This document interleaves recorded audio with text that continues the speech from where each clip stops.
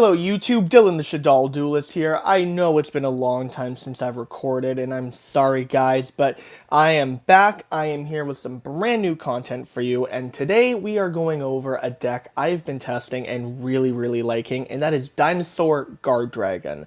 Now, this deck is really powerful and really can go first or second.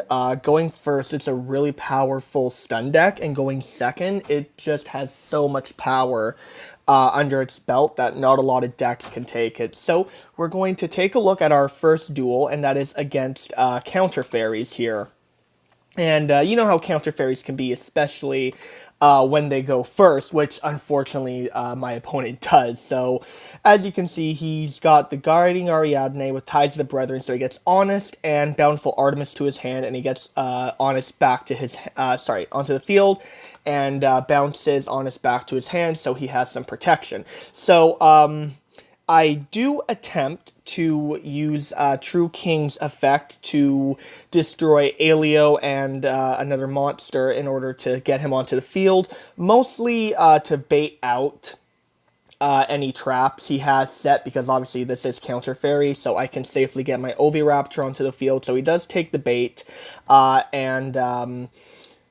True King gets destroyed, leaving me with Oviraptor, so I activate Oviraptor, he lets me go through. Now, if you don't know what the typical combo with Dinosaur Guardragon is you send this monster called Carbonettin to the graveyard using Oviraptor's effect, and then you banish Carbonettin, which next gets you a normal dragon monster from your deck.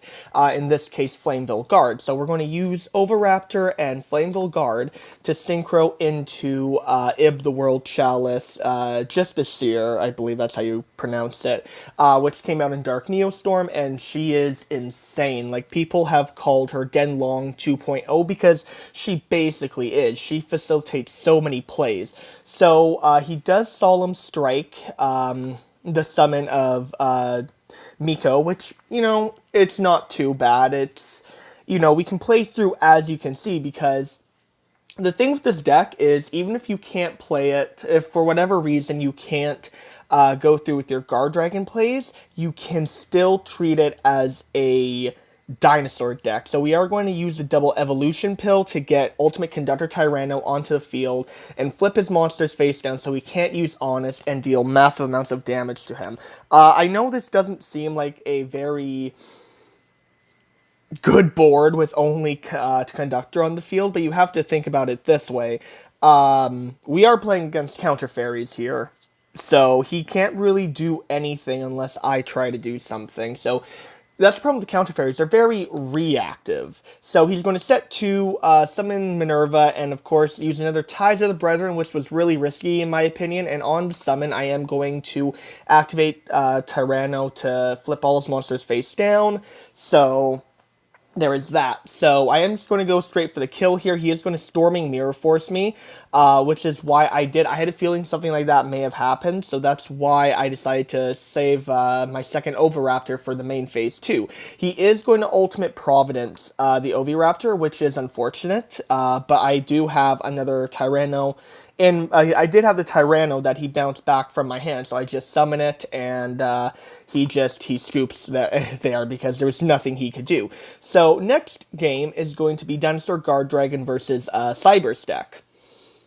So, and this is where you're going to see the full combo play out. So we're going to summon Oviraptor, use Carbonettin to get our Flameville Guard, and then what we're going to do here is we are going to add World Legacy Monstrosity with Ib here, because World Legacy Monstrosity allows us to play True King of all Calamities in this deck, which you will see the type of board we have. So we're going to get Fossil Dake and get the Miscellaneous Source to our hand, activate Miscellaneous Source's effect to get it into the graveyard, so we can get Jirak Alio onto the field. Then we're going to we're going to link away Ib and the Alio to get Lanphalankus on the field, and then what Ib's other effect is basically when she's summoned, you can add a World Chalice, card from your deck to your hand, and then if she's sent to the graveyard, you can special summon a World Chalice monster from your deck. So we are going to summon World Chalice Guardragon to the field, which is very important for this combo. We're going to use Guardragon to summon LP, and then we're going to activate its effect to bring Flameville Guard back to the field, and then use it to summon Pitsy. LP is going to summon Red Eye's Darkness Metal, which is going to bring back... You see the combo. You know the combo, the Guardragon combo and what it does. We're going to get ourselves a Hot Red Dragon Archfiend, and then we're going to link into Saryuja so we can kind of fix our hand a bit here. Then we are going to activate World Legacy Monstrosity, which nets us 2 level 9 monsters. Thunder King, the Lightning Taiju, and True King Agnazumad. So we have our 2 level 9s on the field, so you bet that we're going to get True King of All Calamities. And then, because I got the Double Evolution Pill off of Saryuja, we also have Overtext Quatalus, which gives us another layer of disruption. So as you can see with this board, we have True King of All Calamities to disrupt whatever he wants to do. We have Quatalus to negate spells and traps, I believe. Yeah, spells or traps, and then we have Hot Red Dragon Archfiend for another layer of negation, plus a Called by the Grave set. So as you can see, we are going to negate the Signet Mining. He is going to try his best to do whatever he can, but in the standby phase, I did activate True King of All Calamities, so there really wasn't anything he could do there. So as you can see, this deck can go off explosively and just net you so many disruptions, especially with True King of All Calamities. So that is our next, is going to be our Dino Guardragon versus Weathery deck. Now, this is where you can really pop off. I did do a bit of tweaking between the last game and this game, and you'll see exactly what I did, because we're just going to do our normal combo without any interruption, get our Flameville Guard on the field, Synchro for Ib. He is going to Ghost Ogre Ib, so she will be destroyed, but because of Ib's effect, we get our World Chalice on the our World Chalice Guardragon on the field regardless. And you can see this deck can play through multiple disruptions. Because we did have the monstrosity in our hand already, and because we do need to get our World Chalice Guardragon back onto the field, we are going to add World Legacy Guardragon, which acts as a monster reborn for dragon monsters, as well as being able to shift a dragon monster from one zone to another, which will come into effect later. So we are going to summon LP, use Guardragon, get Pitsy on the field, summon Red Eye's Metal D, which is going to get Flameville Guard. We are going to Saryuja here, fix our hand up, and then we're going to use, as you can see, we used World Legacy Guardragon to change Pitsy over to Skulldred's point, so Skulldred and Pitsy were both pointing to the same zone, allowing us to bring back our Red Eye's Metal D, which will once again allow us to get our Flameville Guard. We're going to summon Agapane, get our Hot Red Dragon Archfiend Abyss here, and then what we're going to do is we're going to link, if you didn't see because it was too fast, into Diligenerous Dragon, which is just a step stool into getting into the Hieratic Link monster, which is very important because it will allow us to get even more disruption on the board on top of everything else. So we are going to get the World Legacy Monstrosity on the field for all calamities. We're going to get Quatalus on the field, get Giant Rex because we banished it, and so as you can see, it's a very similar board to what we did before, but with Hieratic Seal, we're going to use its effect to tribute itself to return Legacy of the Duelist back to the hand. That's not really a huge thing, however, it is mostly so we can activate its second effect and get our Amorphage Sloth onto the field, because Celestial Spheres, what it does is when it's tributed, we can summon a dragon monster from our deck, just making its attack and its defense 0. Now, you can run Sloth, you can run Goliath, as some people do. It doesn't really matter. All you need is one of the Amorphage cards, so you can lock your opponent out of their extra deck, which is very important against certain matches. So basically, this field consists of one negate, two negate, three negates, and then locking your opponent out of their extra deck. It's very powerful disruption we have here because we're basically shutting off all their effects. We can negate two spell cards. Like let's say for example you had someone fighting battling with using evenly matched on you. You can negate the evenly matched with Hot Red Dragon, Archfiend Abyss, or with Overtext. Either way, you have two negations there. Same with if they're running Raigeki or anything, you have that. And then it's not like they can even go into their extra deck because of Sloth. So here we have quite a lot of disruption here. So I am going to activate Calamities. I should have activated it a little bit before,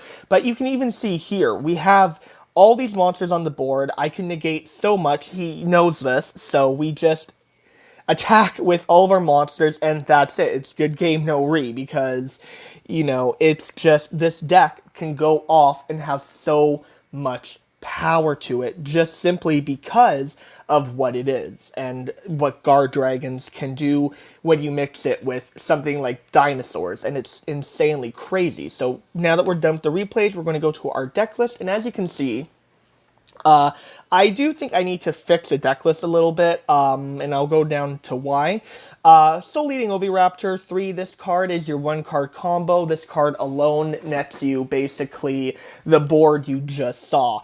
Miscellaneous Saurus, is basically an extender and can also protect your Oviraptor from card effects like Infinite Impermanence or Effect Failure, stuff like that. Unfortunately, I don't believe it protects from Ash Blossom, since Ash Blossom doesn't target your Oviraptor. 3 Baby Ceresaurus, you can use this card to get your Oviraptor on the field if you don't hard draw it. Only issue is it does need to be destroyed by a card effect, which is facilitated by a card we'll talk about after. 2 Ultimate Conductor Tyrannos. I feel like 3 would be too much because you can summon it directly from the deck with Double Evolution Pill, and I feel like 3 could potentially brick. 1 Overtext Quatless. Again, you can special summon it with Double Evolution Pill. And you can send it to the graveyard with Oviraptor, but you're typically not doing that. 1 Giant Rex, because it can special summon itself and facilitate rank 4 plays.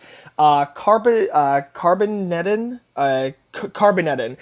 Basically, this card allows this hybrid of Guardragon and Dinosaur to be possible. You send it to the graveyard with Oviraptor, banish it, get your Flameville Guard on the field, and just go from there. Jirac Aleo, it's a level 1 dinosaur, it's a tuner.